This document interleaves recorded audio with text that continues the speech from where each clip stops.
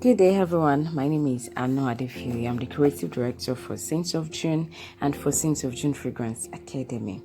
So today we'll be talking about pricing for our fragrance products. Is your pricing right for your fragrance product? Let's start by knowing what pricing is. Pricing is the process whereby a business sets the price at which it will sell its products and services. But for this course, we are focusing on products. And there are different types of pricing. We have premium pricing, we have penetration pricing, we have economy pricing, we have skimming pricing, we have psychological pricing, we have neutral pricing, we have promotional pricing, we have captive pricing. We have a whole lot of others. But this is not a marketing class anyway. I want everything that we'll be learning in this class, I want us to be able to apply it to our business. So if you want to know about all of this, you can just Google them and read more about them. But for this class, what you should focus on are the points I want to list now when you are doing costing for your fragrance products. So try to list out your raw materials, your equipment, your rent, your logistics, which will include your generator if you're using generator, your maintenance of your equipment, of your gen, even maintenance of your rent, because even the house you're staying in or the store you're using, sometimes there'll be leakages, there could be anything that you need to fix. Then your delivery, everything you're buying, I'm sure they'll bring it to you or you go pick it up. So you're still going to use money to go there or they bring it to you.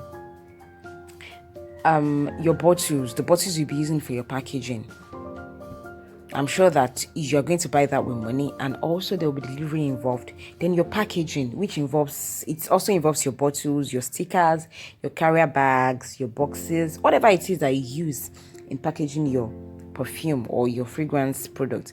Okay, for this class, let's just focus on perfume. That is one thing we're going to be using. One fragrance product we're going to be using. Then workmanship. You're also supposed to charge workmanship. Then profit. You're supposed to know, okay, on this particular bottle, how much profit do I want to make? So these are the points that you need to highlight out. Let me go over them again. Your raw materials, your equipment, your rent, your logistics, your delivery, your bottles, your packaging, your workmanship, your profits.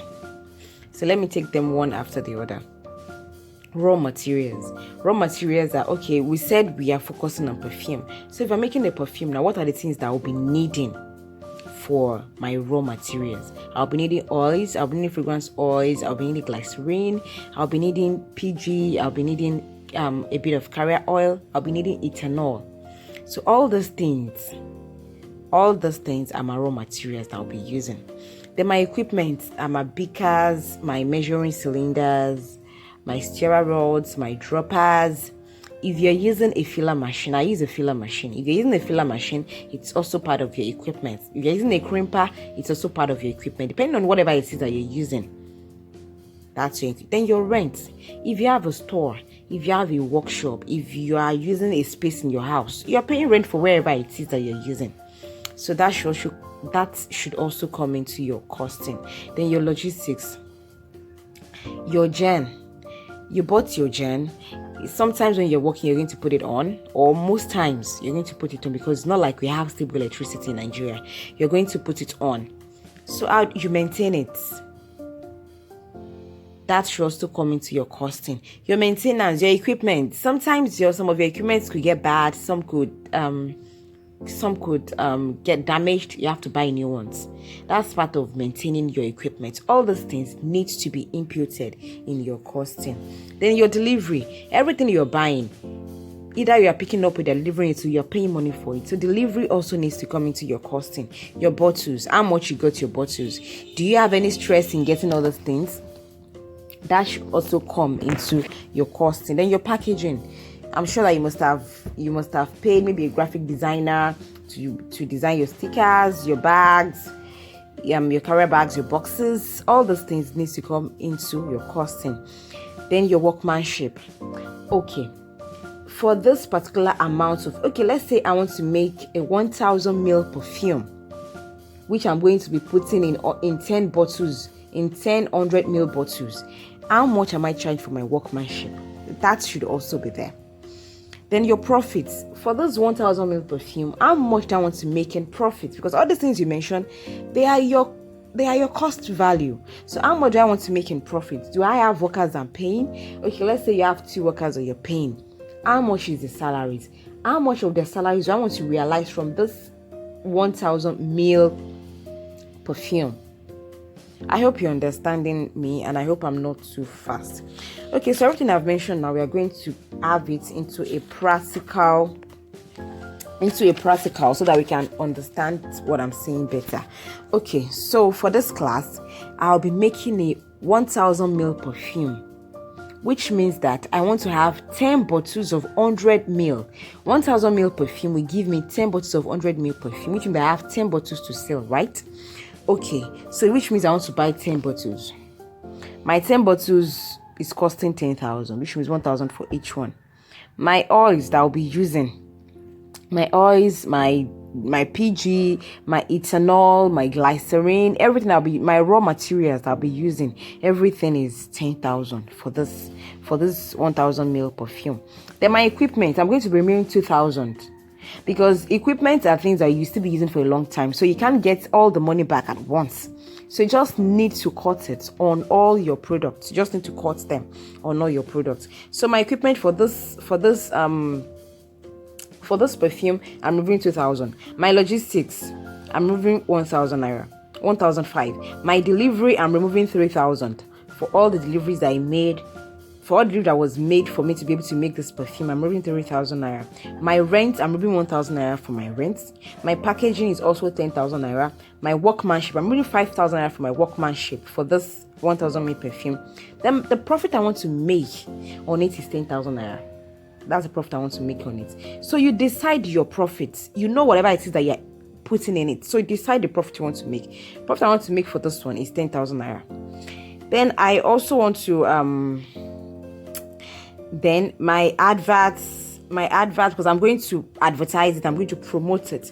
My adverts, my marketing, then salaries of my workers. I'm putting that with my adverts. So everything I'm using for my adverts and salaries I'll remove from my workers, everything is 20,000. So all you need to do, after you must have done your course like this, all you need to do is add everything up together. So all this gives us 72,000 naira. How many bottles do I have to sell? 10 bottles. So what I'm going to do is I'm going to divide that 72,000 naira by 10, which will give me 7,200 naira per bottle. Which means that for me to sell those 10 bottles at for me to realize 70,000 naira, I need to sell them at 7,200 naira each. So as a fragrance entrepreneur, you can now decide to say, okay, this that I'm selling, I don't know, maybe in 2 months time, 3 months time, prices of my raw materials could go up. I don't want to start changing prices for my clients. Okay, let me just impute the unknown money into it, which would be 1,000 naira. So I'm going to sell everything for 8,200 naira. You can say, okay, well, I like to have even figures. You can start to now say you're in for 8,000. Or you decide to say, okay, since I'm actually taking this to somebody, maybe to a supermarket or to a store to sell, and I'm still going to pay them at that store. Sometimes you pay, sometimes you don't pay. So if I'm going to still pay them at that store, I'm taking it to my friend's store and I'm still going to pay her a little amount of money to be able to help me to put it in her store. You can just say, okay, for that, I'm going to just sell it for 10,000 naira. Do you understand me? So everything that you're doing in your costing, make sure that you impute everything so that you're not running a hobby but a business. By the time you do this, by the time you sell your products, you go back to me. If you're using a app, if you're using a notebook for your costing, you go back there. Then you impute all the money in it. Then you know your profits, you know your workmanship. Your profit and your workmanship are the only money that is yours.